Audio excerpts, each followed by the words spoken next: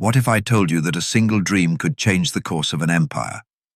This is the story of Daniel, a young exile who refused the king's feast, a man whose prayers shook thrones, whose faith silenced lions. He stood before kings with wisdom no sage could match. He saw visions of kingdoms rising and falling. He walked through fire and came out untouched. He faced the darkness of exile, yet never bowed to it. From Babylon's golden halls to the lion's den, from fiery furnaces to heavenly visions, his story echoes through the ages. Empires crumbled, rulers fell, but faith endured. This is not just history. It is a warning. It is a promise. The kingdoms of men will pass, but the kingdom of God will stand forever. Daniel, dreams, lions, and kingdoms. What if I told you that a single dream could change the course of an empire? Daniel, a captive in Babylon, faced kings and lions with nothing but his faith, but his story isn't just about survival. It's about how divine wisdom turned a prisoner into a ruler's most trusted advisor. From interpreting dreams that baffled the wise men to surviving a night with hungry lions, Daniel's journey reveals the power of unwavering faith. Stay with me till the end, because this story might just change how you see your trials. Before we begin, tell me in the comments your name, your city, and the time of day you're watching. I want to know the family gathered here, the people standing together in this search for truth. If you'd like the complete Bible, including all 88 books, and the Book of Enoch in English, the link is in the description. Let's begin where Daniel's story does. Not with lions, but with a choice at the king's table. Imagine being torn from your homeland and thrust into the palace of your conquerors. Daniel and his friends found themselves in this exact position. Young men selected for royal service in Babylon, expected to adopt foreign customs without question. The test came quickly. The king's official offered them rich food and wine from his table, dishes likely prepared according to pagan rituals or containing forbidden ingredients. To eat it meant violating their faith. To refuse risked angering the king. Daniel didn't hesitate. He asked the official for permission to eat only vegetables and drink water instead. The request seemed absurd. Why would anyone reject a king's generous provisions? The official feared Nebuchadnezzar's reaction if these young men appeared weaker than the others. But Daniel proposed a simple test. 10 days of plain food, then compare their health to the others. It was a bold gamble, trusting that faithfulness would carry more weight than royal delicacies. At the end of those 10 days, the results were undeniable. Daniel and his friends looked healthier and better nourished than those who had eaten the king's food. Their obedience had brought unexpected favor, not just physical strength, but divine wisdom that set them apart. The king himself took notice, finding these young men 10 times wiser than all his magicians and enchanters. This wasn't just about food. It was the first act of resistance in a long series of trials. Daniel could have reasoned that compromising just this once wouldn't matter. He was far from home, surrounded by foreign customs, with no one to hold him accountable. But small compromises lead to larger ones. The meal test set a pattern for everything that followed, a refusal to bend where his convictions were concerned, even in the smallest details. The Babylonian system aimed to erase identities. The young men had already been given new names, meant to replace their Hebrew ones with tributes to pagan gods. But Daniel's insistence on keeping his dietary laws was more than tradition. It was a silent declaration that no empire could rewrite who he served. What happened next proved his faithfulness wasn't overlooked. Scripture notes that God gave them knowledge, skill in learning, and the ability to understand visions. Their promotion wasn't just political favor, it was divine positioning. The same hands that had carried them into exile were now lifting them to influence. This first test set the tone for Daniel's entire life. Every act of obedience, no matter how seemingly insignificant, prepared him for greater challenges ahead. The vegetables and water were just the beginning. Far greater trials awaited. Dreams no one could interpret, decrees no one could reverse, and threats no human could survive. But that's the thing about faithfulness. It's somtant, compounds. The palace officials saw young captives. Daniel passed without knowing it would lead to lions' dens, fiery furnaces, and visions that would outlive empires. But that's how obedience works. You rarely see the full story when you're in the middle of it. Little did Daniel know that his simple refusal at the king's table would echo through the centuries. Every compromise avoided made the next refusal easier. Every act of faithfulness, no matter how small, built the courage he'd need later. The vegetable diet wasn't just about piety, it was training for the moments that would define him. The officials who watched them eat must have wondered why anyone would risk offending a king over a meal. Soon, they'd understand. This was never just about food. It was about who or what you're willing to worship when the stakes are low, because those choices determine what you'll do when the stakes become life and death.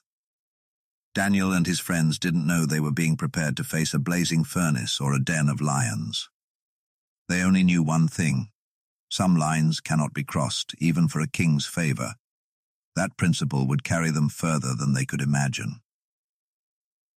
Nebuchadnezzar tossed in his bed, sweat beading on his forehead. He'd seen something in his dream, something vast and terrifying, but the moment he woke, the images slipped away, like smoke. Yet the dread remained, clinging to him like a second robe. He called his magicians, astrologers, and sorcerers, demanding they tell him both the dream and its meaning. It was impossible, and they knew it. No king has ever asked such a thing, they protested. But Nebuchadnezzar wasn't just any king. His word was law, and his anger was deadly. When the wise men failed, he ordered the execution of all Babylon's sages, including Daniel and his friends. News of the decree reached Daniel just in time. He didn't panic. Instead, he did two things. He asked the king for more time, and he gathered his friends to pray. There were no grand speeches, no promises of victory, just a quiet appeal to the God who holds mysteries in his hands. That night, the dream was revealed to Daniel in a vision, not in fragments, not in riddles. The full weight of it settled on him like a heavy cloak. The next morning, Daniel stood before the king and described what Nebuchadnezzar had seen. A colossal statue, gleaming and terrible.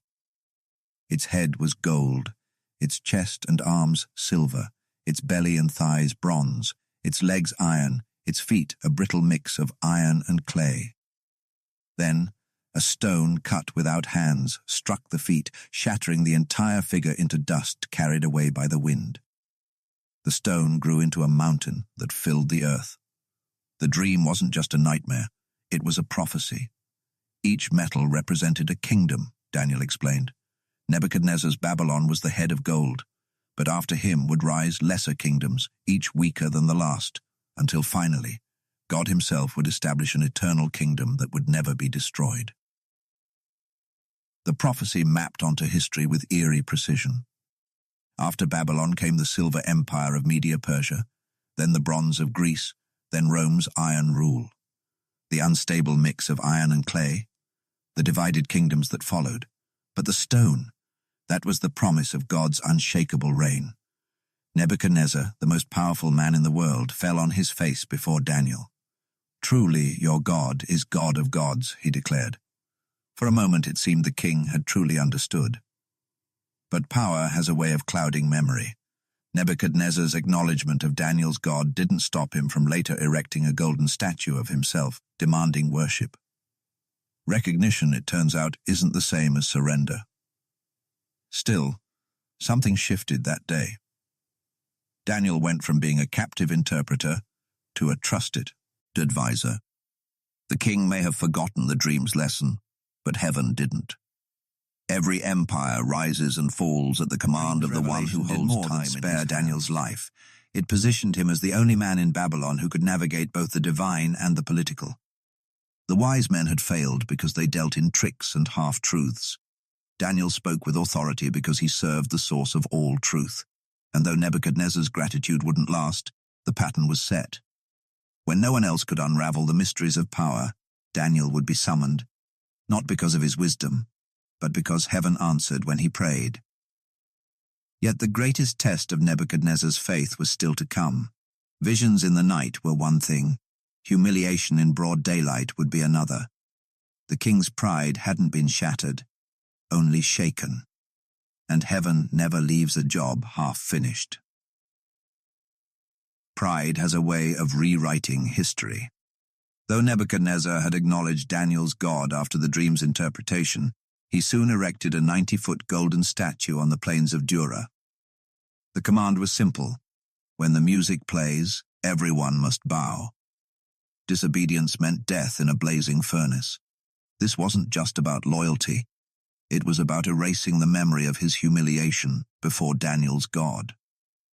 The statue likely bore his image, a defiant proclamation that Babylon, not Yahweh, ruled the world. Officials spread the decree across the empire. The day arrived. The crowd assembled. The musicians raised their instruments. As the first notes echoed across the plain, thousands dropped to the ground. Except 3 men. Shadrach, Meshach, and Abednego remained standing. They didn't shout. They didn't protest. Their silence was louder than any speech. Certain Chaldeans, eager to eliminate these foreign officials, seized the moment. They sprinted to Nebuchadnezzar, gleefully reporting the defiance. The king's reaction was volcanic. He ordered the men dragged before him, offering them one final chance. His fury barely concealed his bewilderment. "What god will deliver you from my hands?" Their answer would echo through millennia. "Our God can deliver us. But even if he does not, we will not serve your gods." The furnace awaited. Nebuchadnezzar's rage boiled over. He commanded the furnace, heated 7 times hotter than usual, so intense that the flames killed the soldiers who threw them in. Bound and helpless, the 3 men tumbled into the inferno. Then something impossible happened. Nebuchadnezzar leapt to his feet, squinting at the flames. "Did we not cast 3 men in? I see 4, and the 4th looks like a son of the gods." The fire hadn't touched them, not a hair singed, not a thread burned. The king staggered to the furnace door. "Servants of the Most High God, come out." They stepped from the flames without so much as the smell of smoke on their robes. Nebuchadnezzar's decree changed instantly. He praised their God and forbade any speech against him, on pain of death. The 3 men were promoted. Babylon got another lesson in divine power. But the lesson didn't last. This wasn't just a miracle theater. The 4th figure in the fire, whether angel or pre-incarnate Christ, revealed heaven's posture toward faithfulness. God hadn't prevented the trial. He had entered it with them. The flames that should have consumed them became the proof of his presence. Yet Nebuchadnezzar's conversion was skin deep. He admired God's power but didn't surrender his own. His decree protected Jewish worship, but he never abandoned Babylon's gods. The furnace incident became another trophy in his collection of divine encounters, impressive but ultimately forgettable when new ambitions arose. Meanwhile, Daniel's influence grew. While his friends faced fire, he navigated the palace's political currents. Their stand had consequences beyond that day. Every official in Babylon now knew the price of threatening these Jews and the power they served. The king might forget, but the empire's remember the men who walked out of flames untouched. But pride always returns for another round. Nebuchadnezzar's next confrontation with heaven wouldn't involve statues or furnaces. This time, the battlefield would be his mind. The God who humbled him through dreams and fire was about to strip him of everything, even his sanity. And once again, Daniel would be the one to deliver the warning. The furnace proved one unshakable truth. Faithfulness isn't about avoiding the fire. It's about who walks through it with you. These men hadn't known they'd survive. They only knew some lines couldn't be crossed, no matter the cost. And somewhere in the palace, Daniel watched it all unfold. His time in the shadows was ending. Soon, new kings would rise, new dangers would emerge, and another test this time with lions, would await. But the pattern was set. When the world demanded worship, these men knew where to stand, even if standing meant burning. Nebuchadnezzar stood on his palace roof, surveying Babylon in its golden twilight. The hanging gardens spilled over terraces below him. Canals glittered like veins through the city. His gaze swept over walls thick enough to race chariots atop them, walls he'd built. The thought struck him like a hammer on an anvil. Is this not the great Babylon I have built by my mighty power and for the glory of my majesty? The question wasn't rhetorical. He expected an answer. Heaven gave him one. A voice from above interrupted his reverie. The message was clear. His kingdom would be taken from him. He would live like a wild animal, eating grass like oxen, until he acknowledged that the Most High rules over human kingdoms. 12 months passed. The king forgot the warning. Then, while boasting to his courtiers, his mind snapped. His hands curled into claws. His speech became unintelligible growls. Servants recoiled as their ruler dropped to all fours and fled into the wilderness. For 7 years, the mighty builder of Babylon lived as a beast. His hair matted into nests. His nails grew into talons. Dew settled on his back each morning as he grazed. The empire functioned without him, administrators keeping the machinery running while the king howled at the moon. All this fulfilled Daniel's earlier interpretation of the dream about the chopped-down tree. The stump, bound with iron, represented Nebuchadnezzar's eventual restoration, but only after heaven's lesson took root. At the end of those years, the king's reason returned as suddenly as it had left. His first act was to lift his eyes to heaven. The posture said everything. A conqueror brought low, finally seeing straight. His testimony reads like psalms carved in palace walls. I blessed the Most High and praised him who lives forever. He admitted what every Babylonian instinct had denied, that divine dominion outweighs human power. Only then did his throne welcome him back. The political repercussions were staggering. Kings don't vanish for 7 years without consequences. Ancient historians like Berossus hint at this period obliquely, mentioning Nebuchadnezzar's sudden withdrawal from public life. The bureaucracy likely shielded the empire from collapse, though cracks would show later under weaker rulers. For Daniel, these years were a paradox. His patron gone mad, yet his influence deepening. The administration needed steady hands, and Daniel's wisdom became indispensable. Nebuchadnezzar's restoration speech wasn't empty piety. He issued a royal decree, engraved on clay tablets still found by archaeologists, testifying that God can humble those who walk in pride. The phrasing matters. He didn't say God humbled him for walking in pride, but that he could humble anyone who did. The lesson, too, transcended personal experience. It became a warning woven into the empire's official records. But court conversions rarely outlast. His son Belshazzar inherited the throne, and none of his father's hard-won wisdom. The lessons of madness and restoration faded like inscriptions weathered by desert winds. Soon, new revelations would fill the palace halls, and new disrespect would provoke new judgments. Daniel watched this transition quietly. The man who had interpreted dreams for Nebuchadnezzar now served a generation that didn't remember the cost of pride. His position remained, but respect for his God diminished. The years ahead would test whether Babylon had truly learned anything from its humbled king. The royal archives might record Nebuchadnezzar's madness as an illness. Heaven recorded it as mercy. 7 years of degradation had achieved what gold statues and fiery furnaces couldn't, breaking a king's stubborn will without destroying him. Divine patience had worn down imperial pride until only the truth remained, that every crown is lent, not owned. Yet thrones attract those who never learn this lesson. As Nebuchadnezzar's descendants took power, Daniel prepared for darker days. The writing wasn't just on the palace wall, it was in the patterns of history. Empires rise when they acknowledge their limits, they fall when they forget. Babylon's time was shortening, though no one but Daniel seemed to notice. The lions were stirring in their dens. The writing hand was flexing its fingers. But those events would come later. For now, the restored king walked his gardens with strange meekness. a beast turned back into a man, but bearing scars no robe could cover.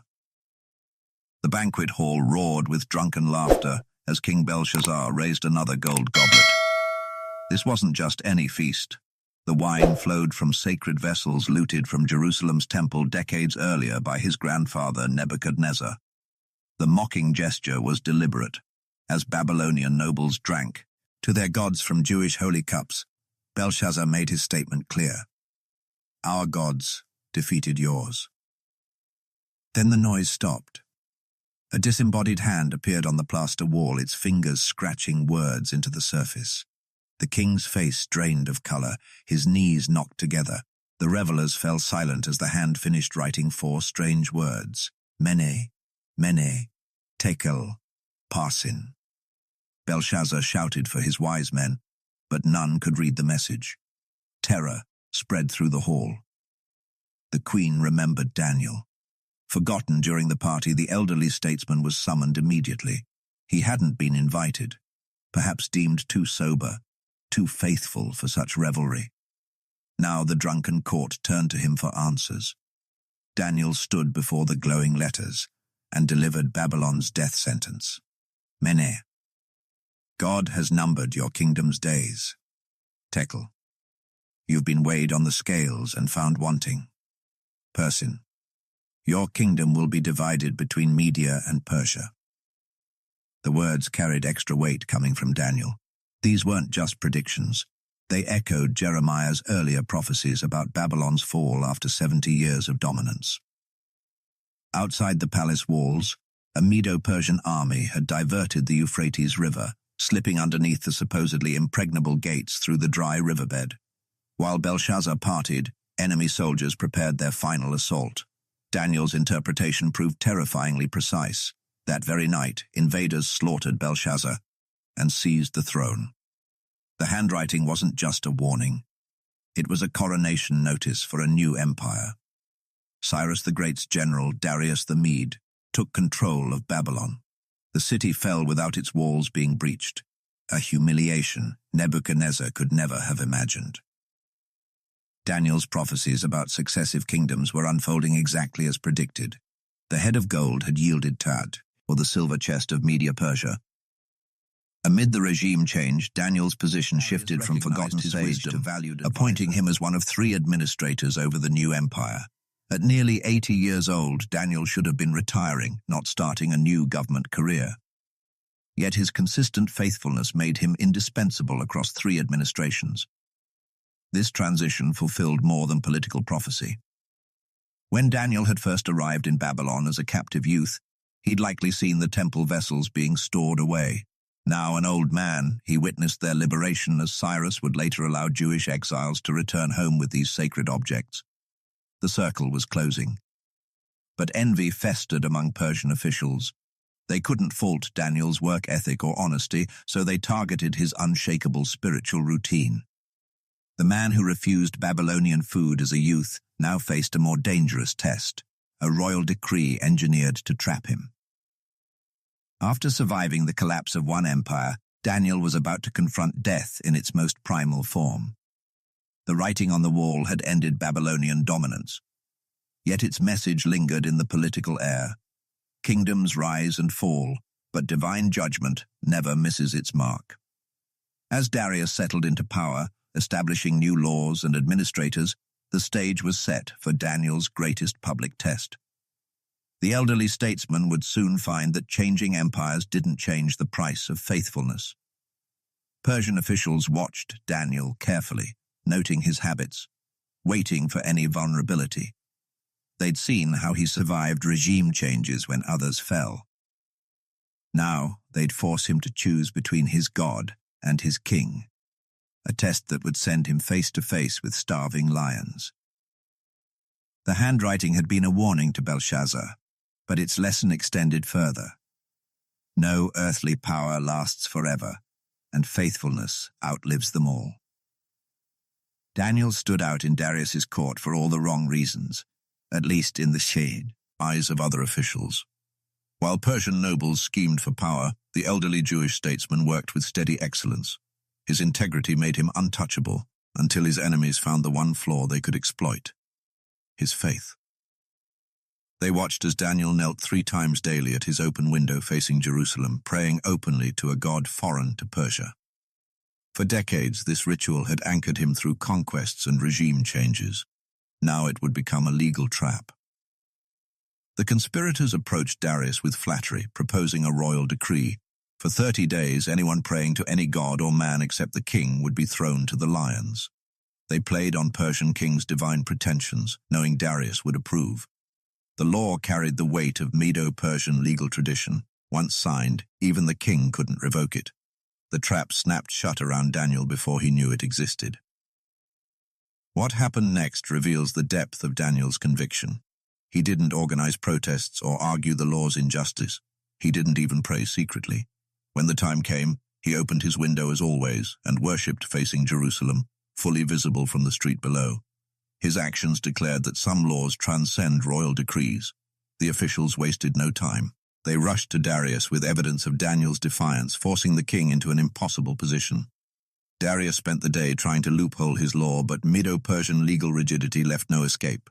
At sunset, he gave the irrevocable order, whispering to Daniel as they walked to the lion's den, "May your God, whom you serve continually, deliver you." The words sounded hopeful, but Darius barely slept that night, fasting and refusing entertainment. His conscience warred with royal obligation. He'd admired Daniel's wisdom, yet signed his death warrant. Meanwhile, workers rolled a stone over the den's mouth, sealing Daniel in total darkness, with predators starved for the occasion. The scene echoed ancient execution methods. Assyrian and Babylonian rulers had used lion pits. Unlike prisoners torn apart immediately, Daniel faced a night-long ordeal designed to maximize terror. The lions would circle before attacking. Cold would seep into his bones. The stench of rotting meat from previous feedings would choke him. Few survived until dawn. Historians note Persian lions were likely Asiatic lions, larger and more aggressive than African varieties. The den was probably connected to underground caves where animals were kept for executions, explaining why Darius could hear Daniel's voice at daybreak. But none of this mattered to Daniel when they lowered him in. His prayer routine had been decades in the making, each noontime kneel preparing him for this midnight test. The conspirators celebrated that evening, convinced they'd removed their virtuous rival. Darius slumped on his throne, realizing too late how they'd manipulated him. And somewhere beneath the palace, an old man waited in the dark, surrounded by pacing shadows. The night stretched long for all of them. Daniel hadn't chosen this confrontation, but he hadn't avoided it either. His quiet consistency, those thousands of unnoticed prayers, made retreat impossible when crisis came. Faithfulness built over years doesn't bend to momentary threats. While lions growled in the darkness, something unexpected was about to happen that would shake Darius's empire to its core. Morning couldn't come soon enough for the tormented king. At first light, he rushed to the den and called out with unroyal desperation. The answer that echoed from the pit would redefine power in Persia. The officials who set the trap were about to learn a brutal lesson about meddling with heaven's favorites. Their families would pay the price they'd intended for Daniel. But that revelation would come at sunrise. For now, the lions kept their silence in the dark. The stone thudded in, to place, plunging Daniel into darkness. Above ground, Darius returned to his palace, but not to his throne. He refused food, entertainment, even his bed, spending the night pacing like one of the caged beasts below. Every shuffle from the den's direction made servants flinch. The king couldn't legally reverse his decree, but his conscience wouldn't let him rest. Down in the pit, Daniel waited. Asiatic lions, some over 500 pounds with jaws capable of crushing bone, circled him in the gloom. Ancient execution dens typically held 12 to 15 starving animals, yet no growls pierced the darkness, no weight slammed into his body. The scriptures describe only one action that night: God sending an angel to shut the lions' mouths. No theatrics, no visible miracles, just quiet restraint of nature's perfect killers. Above ground, the conspirators drank to their victory. They'd eliminated a political rival using the king's pride. Persian law forbade pardons for religious crimes. Even the monarch couldn't override divine judgments. They slept soundly. Certain morning would bring the satisfying crunch of bones being dragged from the den. Darius arrived at the pit at first light, his voice cracking as he called out, "Daniel, servant of the living God, has your God delivered you?" The answer floated up clear and unhurried. "My God sent his angel to shut the lions' mouths." Hands scrambled to roll away the stone. There sat Daniel without a scratch, his robe untouched by mud or claw marks. The king's reaction was instantaneous. He ordered Daniel lifted from the pit, then commanded his accusers and their families to be thrown in, the standard Persian punishment for false witnesses. The lions showed no restraint this time. The text notes the attackers didn't even reach the den's floor before being torn apart. Modern scholars debate whether this familial punishment occurred. Persian legal texts confirm that collective punishment existed. Entire families could be executed. The message was clear. Attacking God's faithful invited consequences exceeding human justice. Darius issued a new decree, one contrasting sharply with Nebuchadnezzar's forced worship commands. He didn't mandate Judaism, but proclaimed respect for Daniel's God across the empire. He is the living God, enduring forever. Political theorists note this resembles Cyrus's later policies of religious tolerance, suggesting Daniel's influence shaped Persian governance. Daniel emerged from the ordeal with greater authority than ever. Now, in his 80s, he served another decade under Darius and into Cyrus's reign, long enough to see prophecies about Jerusalem's restoration begin unfolding. The lion's den incident became legend, referenced in Jewish writings for centuries as the ultimate test of faithfulness.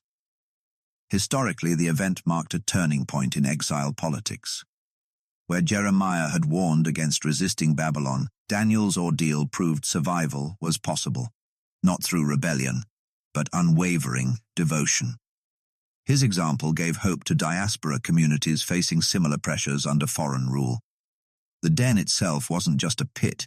It connected to underground caves beneath Babylon's palaces. Archaeologists have found similar structures where kings kept lions for hunting and executions. The animals were likely starved beforehand to ensure aggression, making Daniel's survival medically inexplicable. Yet the real miracle wasn't just the spared life. It was the unbroken prayer routine that led Daniel there. 3 daily prayers over decades had conditioned him to choose faithfulness when compromise would have been easier. The lions tested what his private devotions had already proven. Darius never forgot that night, neither did Persia's bureaucracy. When Cyrus later needed advisors familiar with Jewish customs, Daniel's name headed the list, positioning him to influence the decree allowing exiles to return home.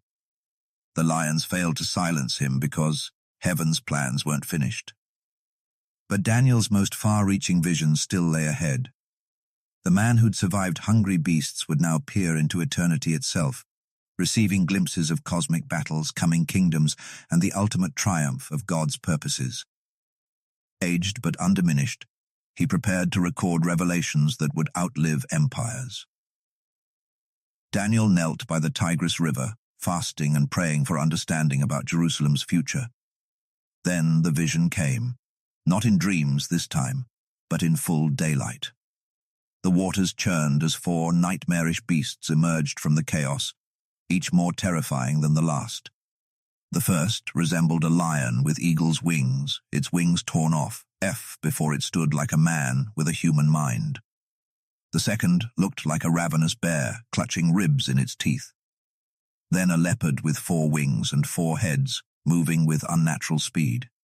Worst of all was the 4th beast, iron-toothed, bronze-clawed, crushing everything in its path. These weren't random monsters. The angel Gabriel later explained they represented kingdoms. The lion with clipped wings, Babylon's power humbled. The bear, Medo-Persia's ravenous expansion. The swift leopard, Alexander the Great's fragmented empire. The 4th beast, with its 10 horns and boastful little horn, Rome's crushing domination and the rise of a tyrannical end-times ruler. Each creature mirrored Nebuchadnezzar's statue vision, but darker, revealing the brutal reality behind polished metals. Then the scene shifted abruptly. A courtroom assembled in the cosmos. The Ancient of Days took his seat, robes white as snow, throne flaming with wheels of fire. The fourth beast was slain, its body burned. Dominion was given to one like a son of man, a figure foreshadow, wing Christ's eternal reign. The visions left Daniel physically ill for days. He couldn't eat, couldn't sleep. The weight of seeing empires rise and fall in moments pressed on him like a stone. This ruler would speak great words against the Most High and persecute saints for a time, times, and half a time. 3.5 prophetic years. Scholars tie this to Antiochus Epiphanes' desecration of the temple in 167 BC, Hitler's persecution of Jews, and a future Antichrist. The ambiguity is deliberate. Biblical prophecy often has layered fulfillments, like rings on a tree marking both immediate and distant seasons. Daniel's reaction matters. He didn't celebrate understanding hidden knowledge. He trembled. When Gabriel spoke of wars between the kings of North and South Syria and Egypt's endless conflicts, Daniel fainted. Modern readers obsess over mapping beasts to nations, but Daniel responded with grief. He saw not just political shifts, but the human cost, violence, oppression, shattered lives. The angel offered limited comfort. Yes, terrible times would come. Yes, the righteous would suffer, but ultimate victory belonged to God. The little horn's reign had an expiration date. The Ancient of Days would intervene. This refrain echoes through all apocalyptic literature. Evil flourishes briefly, but its doom is certain. Historically, Daniel's visions aligned with known empires. Babylon fell as predicted. Medo-Persia followed, then Greece under Alexander. The 10 horns of Rome's beast likely correspond to divisions after the empire's fall. Yet the prophecies stretch beyond history's end, pointing to a showdown between divine and destructive powers. 2 details stand out. First, the Son of Man receives everlasting dominion.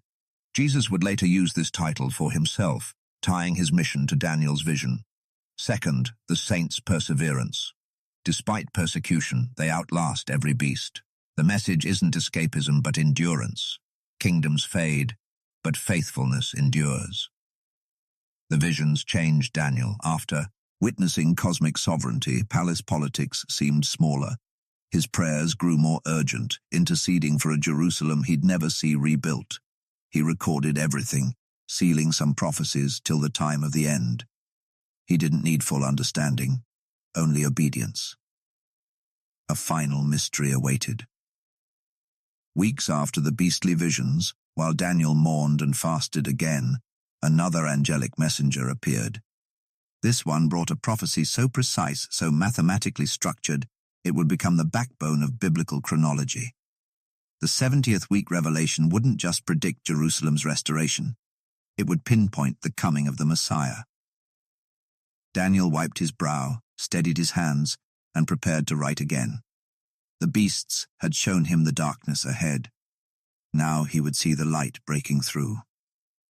Daniel was praying, 3 weeks into fasting, when the messenger arrived.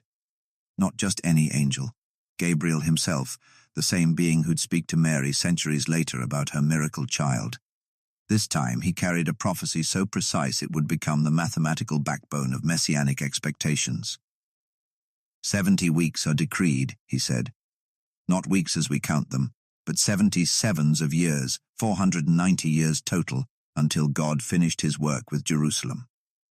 The countdown began with a decree to rebuild the city, likely Artaxerxes' order in 458 BC. The first 69 segments, 483 years, would stretch until the coming of an anointed one. Simple math lands this around 26 AD, the year Jesus rode into Jerusalem on a donkey while crowds shouted Hosanna. The prophecy even predicted the Messiah's violent end, cut off, but not for himself. Christians see clear foreshadowing of the crucifixion. Jews often associate it with the martyrdom of the high priest Onias III centuries earlier. Both interpretations agree. This was about sacrifice. Then things turned. dark. Gabriel described invading armies, a prince who would destroy Jerusalem, and the abomination that caused Antiochus Epiphanes defiling the temple in 167 BC with pagan sacrifices, later echoed by Roman general Titus in 70 AD. But Jesus referenced this same prophecy when warning about Jerusalem's coming destruction, suggesting layered fulfillments. The final week, the last 7 years, remains debated. Some place it during Antiochus's reign, others see it awaiting a future Antichrist figure. What's undeniable is that Daniel caught glimpses of a divine timetable intersecting human history. The math worked too precisely to dismiss. From Artaxerxes' decree to Christ's ministry spanned exactly 69 weeks using the prophetic 360-day calendar. The destruction predictions matched known invasions. Even the rebuilt Jerusalem part held. Nehemiah's walls rose exactly when the prophecy required. Skeptics argue that later writers fabricated these predictions, but early manuscripts confirm that Daniel penned them centuries before fulfillments. The 70 weeks also hinted at cosmic purposes. This wasn't just about calendars and kings. Gabriel spoke of finishing transgression, sealing up sin, and bringing in everlasting righteousness. The Messiah's arrival initiated this process, though completion awaits Christ's return. Daniel's prayer had started with confession for Israel's sins. Heaven's reply outlined salvation's timeline. Tightly structured, yet open-ended enough to span millennia, this prophecy became Judaism's most scrutinized text. Early Christians used it to validate Jesus. Rabbis debated its meanings through the Talmud. Yet Daniel didn't celebrate understanding mysteries. He collapsed under their weight. Earlier visions left him sick. This one overwhelmed him completely. He heard but couldn't process everything.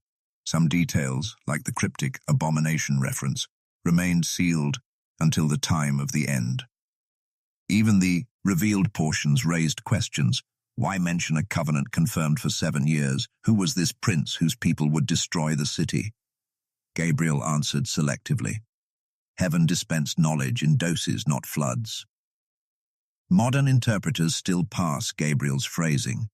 The cutting off of the Anointed One implies a violent death midway through the final week, aligning with Jesus' 3.5-year ministry. The temple's destruction came 40 years later within the same prophetic generation. Every detail interlocks like clockwork. Wars continued. Jerusalem fell twice. Messiahs came and went. Yet the core promise endured. Transgression would be restrained, sin's debt paid, and righteousness established. Not fully in Daniel's time, nor entirely in Christ's earthly ministry, but surely at the appointed hour.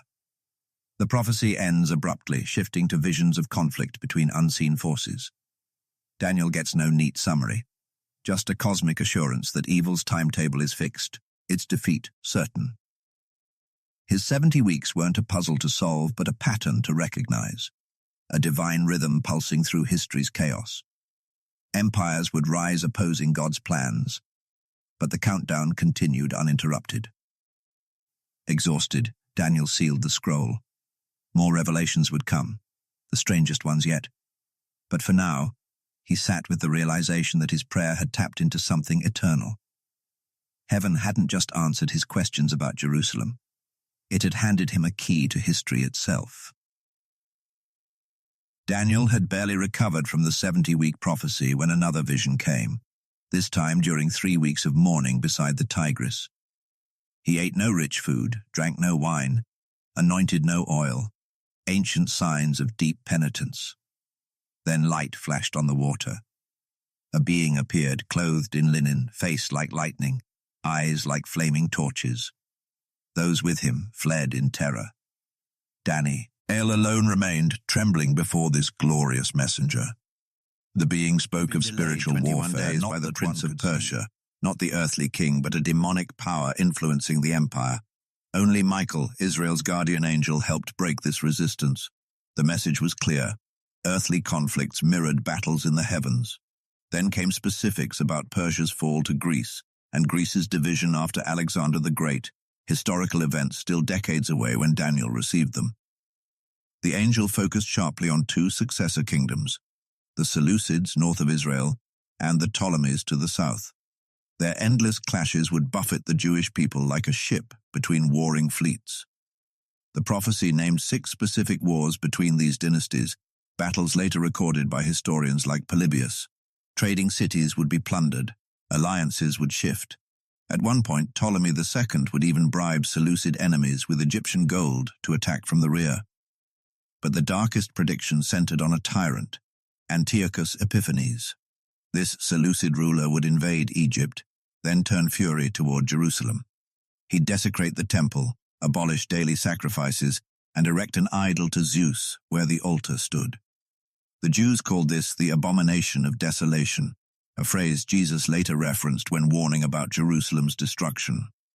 Antiochus executed mothers who circumcised their babies and burned copies of Torah.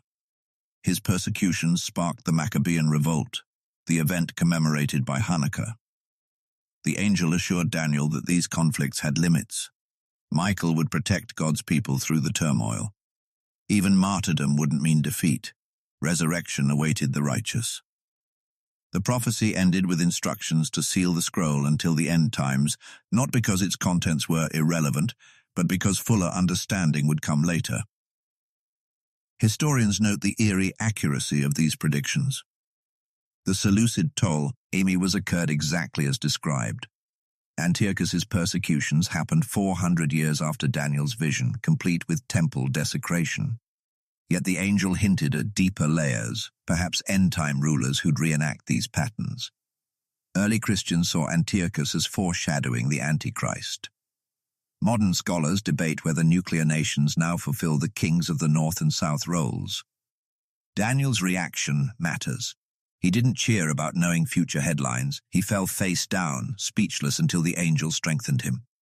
The visions left him pale and shaken long after the messenger departed.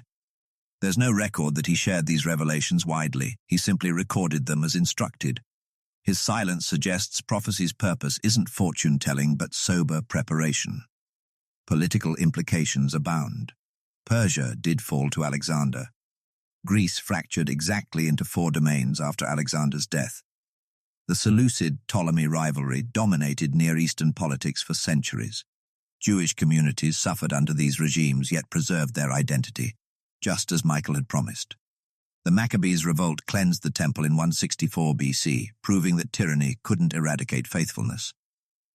Yet the angel's focus on spiritual warfare intrigues most. The Prince of Persia, resisting heaven's messenger, reveals unseen dimensions to empire building. Kings imagined they shaped history, while invisible forces wrestled over their decisions. Daniel glimpsed this cosmic chessboard, one where Michael's interventions upheld God's people against overwhelming odds. The command to seal the scroll leaves questions unanswered. Which details applied only to Antiochus? Which point leads to a final conflict? Daniel didn't press for clarity. He accepted that some mysteries belonged to future generations. His role wasn't to decode every symbol, but to faithfully record what he'd seen. As Daniel rolled up the scroll, he must have pondered his legacy. An old man now, he'd outlived kings and empires. He'd survived lions because he refused, though he never ruled any. The kings of North and South would fade like morning mist, but the God who showed him their rise and fall remained. The visions had peeled back time's curtain, exposing both the fragility of power and the steadiness of divine purpose. Daniel didn't need to see further. After a lifetime of faithfulness, he knew enough that obedience mattered more than understanding everything, and that heaven's timelines never ran late. Daniel spent his life serving kings who didn't share his faith. From Nebuchadnezzar to Cyrus, he navigated palace politics without compromising his convictions. This wasn't accidental. Each refusal at a royal table, each risky prayer in plain sight, built a reputation no enemy could undermine. His integrity became undeniable even to pagan rulers.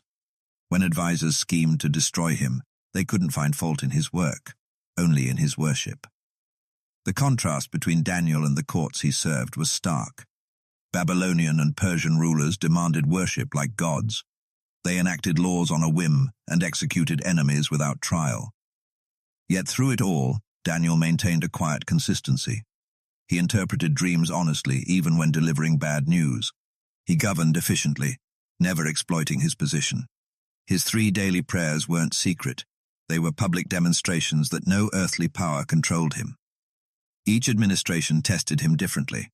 Nebuchadnezzar vacillated between respecting Daniel's God and resenting his authority. Belshazzar ignored Daniel until terror forced him to seek answers. Darius admired Daniel's integrity yet lacked the courage to protect him until after the lion's den miracle. Different kings, same pattern. Daniel's steadfastness exposed their instability. His influence extended beyond politics. In an empire designed to assimilate captives, Neil proved faithful. Jews could thrive without surrendering their identity. While others adopted Babylonian names and customs, he and his friends kept covenant practices alive, dietary laws, prayer rituals, moral boundaries. Their example preserved Jewish distinctiveness during 70 years of exile. When Cyrus finally permitted Jews to return home, it was Daniel's writings that helped reconnect them to their heritage. The preservation of his scrolls reveals their lasting significance. Unlike royal decrees carved on perishable clay, Daniel's visions were meticulously copied on durable parchment. Why? Because he recorded not just personal experiences, but revelations about empires yet to rise. Jewish scribes safeguarded these texts through the centuries, knowing they contained messianic promises. The Dead Sea Scrolls prove Daniel's writings were studied intensely by first-century Jews awaiting deliverance. Early Christians recognized his prophecies, finding fulfillment in Christ. Daniel pioneered a rare model, the statesman prophet. Joseph in Egypt had walked this path before him, but Daniel did so under harsher conditions. Where Joseph served one pharaoh, Daniel survived multiple regime changes. Where Joseph interpreted dreams privately, Daniel proclaimed God's sovereignty before hostile courts. His life became a blueprint for faithfulness in foreign systems, how to excel professionally without moral compromise, how to speak truth without reckless confrontation. History remembers Nebuchadnezzar's hanging gardens, Belshazzar's drunken feast, and Darius's legal blunder. But Scripture remembers Daniel kneeling by an open window. The difference matters. Empires measured power in armies and monuments. Daniel measured it in prayers answered and lions muzzled. His contemporaries expected greatness to come from force. He proved it grows from character. Modern leaders study Machiavelli's political cunning. That lasting influence emerges from obedience, not opportunism. He didn't lobby for higher office. Excellence promoted him. He didn't curse enemies. God defended him. His endurance wasn't passive. It was the active choice to trust divine timing over human schemes. The Jewish diaspora modeled their survival strategy on Daniel's example. Under Greek rule, under Roman oppression, they recalled how he thrived in captivity without assimilation. Early Christians facing persecution drew courage from their fiery furnace stand. Reformation leaders referenced his defiance of unjust laws.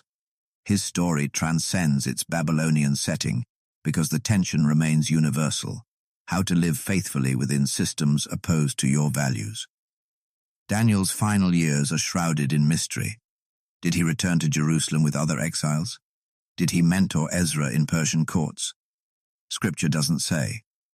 But his writings suggest he understood his legacy wasn't about personal glory. It was about pointing ahead to God's eternal kingdom. The stone that shattered empires in his vision wasn't cut by human hands. Likewise, Daniel's impact grew not from his ambitions but from aligning himself with purposes greater than any dynasty. When Babylon fell, Daniel stayed. When Persia rose, he adapted without compromising. He demonstrated that exile isn't just geography, it's the gap between the world's demands and heaven's call. His life answered the question burning beneath every political calculation: what survives when kingdoms crumble? Not gold or laws or monuments, only faithful obedience, registered in heaven's scrolls. The test facing us today mirrors Daniel's choices, not lions or royal decrees, but subtler pressures to bend convictions for advancement. His story whispers across millennia that integrity outlives empires, that the exiles of any era aren't those displaced from homelands, but those who refuse to surrender their souls. The final scene hasn't changed. Rulers still rise and fall, but those who honor the Ancient of Days find their names written where moths and rust cannot corrupt. The official knocked 3 times before entering. Each time he found Daniel in the same position, kneeling by the open window facing Jerusalem. It didn't matter if the king's decree banned prayer. It didn't matter that lions awaited those who disobeyed. 3 times daily, without fanfare, Daniel turned toward the ruined city of his ancestors and spoke to the God who'd brought him into exile. This wasn't just devotion. It was resistance in its purest form, quiet, unyielding, with consequences that could cost his life. Prayer anchored Daniel through 7 decades of political upheaval. That window facing Jerusalem became his compass. Each time he knelt, he reaffirmed his true citizenship. Jerusalem lay in ruins, but he prayed toward it anyway, an act of defiant hope. The ritual maintained his identity when everything conspired to erase it. Captors had renamed him, retrained him, fed him royal food, but they couldn't stop him from turning homeward in prayer. Ritual became rebellion. The connection between Daniel's prayer life and his visions is undeniable. Each major revelation came during or after sustained periods of mourning and prayer. While others sought answers through divination or magic, Daniel waited on the God who spoke in dreams. The visions of beasts, the 70 weeks prophecy, the kings of north and south, all followed seasons of focused prayer. Spiritual discipline sharpened his discernment. Where Babylonian magicians saw shadows, Daniel saw patterns. Enemies eventually noticed his predictable routine. They didn't attack his work ethic or his honesty. Those were impeccable. They targeted his prayers because they understood something modern readers often miss. Consistent spiritual habits forge unbreakable character. The conspirators knew if they could break his prayer life, when the decree banned prayer, Daniel didn't hide his practice. He opened the window wider. Risk accompanied his discipline. Praying openly made him vulnerable precisely because it made him dangerous to oppressive systems. Authentic prayer threatens empires because it acknowledges a higher authority. Daniel's visible dependence on an unseen God undermined the myth of absolute state power. That's why tyrants always ban prayer first, not because it's harmless, but because it's revolutionary. Modern parallels abound. Prisoners of conscience praying in solitary confinement. Doctors silently reciting oaths before performing outlawed procedures. Parents teaching banned histories to their children at bedtime. These small, faithful acts resist more effectively than grand gestures because they're replicable, sustainable, and contagious. Like Daniel, practitioners often don't see immediate results. They simply maintain the rhythm while empires rise and fall around them. The rewards came unexpectedly.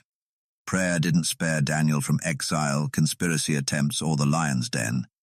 It prepared him for them. Each day of kneeling in safety strengthened his knees for the day he'd need to stand before kings. His requests were often unanswered in the expected way. Jerusalem remained in rubble during his lifetime. 70 years of exile passed without visible progress. Yet his prayers shaped history beyond his seeing, influencing Cyrus's decree, sustaining future exiles, and weaving his story into scripture. Physical postures matter more than we admit. Daniel didn't just pray. He positioned his body toward Jerusalem, eyes open, watching the horizon while speaking to the unseen.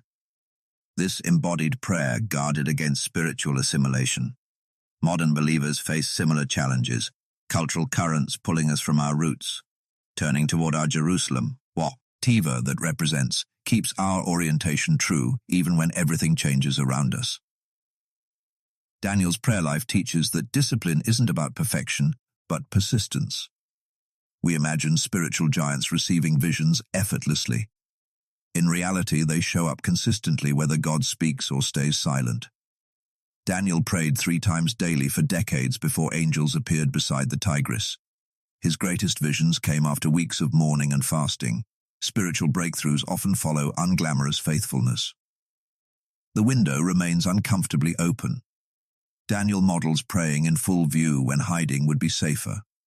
His window wasn't just architectural, it symbolized transparency before God and the watching world. Secret faithfulness has its place, but some moments demand public witness.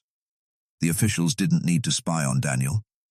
His devotion wasn't concealed behind stained glass, but displayed before hostile audiences. Prayer as resistance works slowly but deeply. Laws can be overturned in a day. Cultural shifts take generations. Daniel's thrice-daily prayers accumulated like water smoothing stone until even lions couldn't crack his resolve. When the conspirators came for him, they found no hesitation, only the steady rhythm of a man long practiced in trusting something beyond human power. Morning and noon and evening, the pattern held. Through palace intrigues and regime changes, through famines and feasts, through threats and deliverances, Daniel kept turning toward Jerusalem. Not because he was brave, but because he'd learned courage grows through repetition. Lions may wait in the den tomorrow. Today, there are prayers to pray. His final visions pointed far beyond Babylon, to resurrection, to the end of days, to a kingdom untouched by time. But all those revelations flowed from the same quiet source. A man on his knees by an open window, refusing to let exile rewrite his allegiance. Prayer was never his retreat from the world. It was the weapon that changed it. Empires measure power in armies bent toward home. Daniel's prayer ritual seemed small until history proved otherwise. Most revolutions don't look like revolutions until hindsight illuminates them. What began as private devotion became a public testimony no lion could silence. In chambers where kings signed decrees and advisors whispered schemes, the sound of opening windows marked the hours. Nothing upended Babylon more than this. A Hebrew elder so unconcerned with self-preservation that he kept praying exactly when he should have stopped. Persistence dismantled what force couldn't touch. 90 years after arriving in chains, Daniel died in honored service, still facing Jerusalem. He never saw his homeland rebuilt, never knew his writings would outlive empires, never imagined rabbis and priests would pore over his visions for millennia. He simply kept the rhythm. 3 times daily, rain or shine, threat or favor. The ultimate resistance isn't a dramatic confrontation. It's the quiet insistence on maintaining the pattern heaven gave you, knowing that unseen hands weave your small faithfulness into something larger. Daniel prayed into the dark until the dark itself began to change. What about us? Our Babylon may look different, less lions, more screens, but the same choice remains. Will we maintain the rituals that keep us oriented when everything tries to spin us? Will we open our windows when safer to close them? History belongs to those who kneel before the only king worth fearing. All other powers will tremble, sooner or later, before that quiet defiance. 3 times a day, the window opens again. The choice is ours. Daniel's final visions stretch far beyond ancient Babylon, reaching into our present and beyond. The angel's words in chapter 12, "Many shall run to and fro, and knowledge shall increase," sound eerily modern. In an age of global travel and information overload, his prophecy about end-time turmoil feels less like ancient scripture and more like tomorrow's headlines. The rise and fall of nations, the persecution of the faithful, the clashes between unseen spiritual forces, these aren't just relics of history. They're patterns that keep repeating. The promise of resurrection in Daniel 12 stands out starkly against this backdrop. Amid predictions of distress, 2 phrases shine. Those who sleep in the dust will awake, and the wise shall shine like the brightness of the firmament. This wasn't just comfort for exiled Jews. It was the first clear biblical mention of bodily resurrection. In a world where empires crushed individuals like insects, Daniel revealed a truth that undid death itself. Early Christians clung to this hope when facing Roman persecution. Martyrs went to their deaths quoting Daniel's vision, knowing lions and flames weren't the end. The command to seal the book until the time of the end adds another layer. Some prophecies weren't meant for Daniel's generation, but for future readers who'd recognize their fulfillment. Scholars note this sealing parallels our experience today. Parts of Daniel make sudden sense in light of modern events, like puzzle pieces clicking into place centuries after being cut. The rise of global empires, the rebirth of Israel, even advances in technology, all echo themes from his visions. Early Christians interpreted Daniel through the lens of Christ. Matthew's Gospel quotes him directly when describing the abomination of desolation. Revelation borrows its imagery of beasts and cosmic battles. The Church Fathers saw Antiochus Epiphanes as a prototype for the Antichrist. But they also noticed something subtler. Daniel's model of endurance in exile became a blueprint for Christians living under Roman rule. His faithfulness amidst foreign powers, or structures, showed how to resist without retreating from society. Modern applications are equally compelling. Daniel's endurance speaks to believers facing political upheaval isn't random. It unfolds under divine supervision. The kings of North and South conflicts mirror modern superpower rivalries. His insistence on prayer as resistance inspires activists in oppressive regimes. Even his dietary choices find echoes in contemporary debates about maintaining identity in assimilating cultures. The hope of God's coming kingdom remains the anchor. Daniel's visions don't culminate in human utopias, but in the triumph of the Ancient of Days. The stone that crushed Nebuchadnezzar's statue becomes a mountain filling the earth. The Son of Man receives dominion that will never pass away. This isn't escapism. It's reassurance that history moves toward redemption, no matter how chaotic the present appears. Our role in this story is surprisingly active. Daniel didn't just predict events, he shaped them through prayer and principled engagement. His life answers the question, how do we live faithfully when surrounded by alien values? The answer isn't withdrawal or compromise, but steady witness. Like his 3 daily prayers that quietly undermined an empire's claims to absolute power. The text closes with personal instructions. Go your way till the end. Daniel won't see resolution in his lifetime, but he's told to keep working regardless. That's the final lesson. We're not called to complete the story, only to play our part faithfully. Exile isn't permanent. Lions' dens aren't final. Even death isn't ultimate.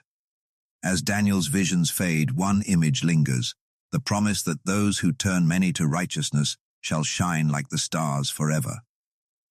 The exiled sage who walked unscathed through fire and lion attacks ends his story, pointing beyond earthly kingdoms to an eternal one. His life whispers an uncomfortable truth. Sometimes the most radical act isn't fighting the darkness, but simply refusing to stop shining. Daniel never returned to Jerusalem, but through his writings, Jerusalem returned to the world, not as a ruined city, but as a symbol of hope no empire could erase. His sealed visions still unfold around us. We're living in the continuation of his story, where every act of faithfulness, no matter how small, writes another line in heaven's chronicle. Final lessons emerge quietly. That political power is always temporary. That spiritual resistance often looks like routine faithfulness. That exile is just a season, not an identity. And that the words spoken to Daniel hold for us today. The people who know their God shall stand firm. The old man who interpreted dreams for kings and angels ends where he began, as a servant of the Most High, still waiting, trusting, turning his face toward home. His story doesn't conclude neatly because it's not over. We're still living its chapters. The visions he sealed still speak. The kingdom he prophesied still comes. And the choice he modeled still stands. Will we bow to temporary powers or serve the eternal one? Babylon fell. Persia fell. Greece and Rome followed. Yet the words Daniel wrote under foreign skies survive in our hands today. That's no accident. It's proof that truth outlasts empires, and that the same God who shut lions' mouths still writes history. The exile ended for Israel. The visions endure for us. The promise remains for all who will hear, but go your way till the end. Daniel's story teaches us that small acts of faithfulness prepare us for greater assignments. The boy who refused meat became the man lions couldn't eat. Your everyday choices, what you watch, how you pray, where you draw lines, are training for tests not yet revealed. You won't recognize pivotal moments when they come. The day Daniel ate vegetables, he didn't know he was preparing to interpret dreams. Wait, and he opened his window to pray. He couldn't see the den waiting. But God used each act of obedience to build courage for what followed. Like Daniel's lions, they reveal who we've become through daily faithfulness. The shadowed path you walk today might lead to a palace balcony where kings await wisdom, or a fiery furnace where you stand inspires generations. Keep turning toward Jerusalem. Keep the window open. The story isn't finished. When your moment comes, may you face it like Daniel, not because you're fearless, but because you've practiced trust when no one was watching. Small obediences lead to lions' dens, and lions' dens lead to resurrections.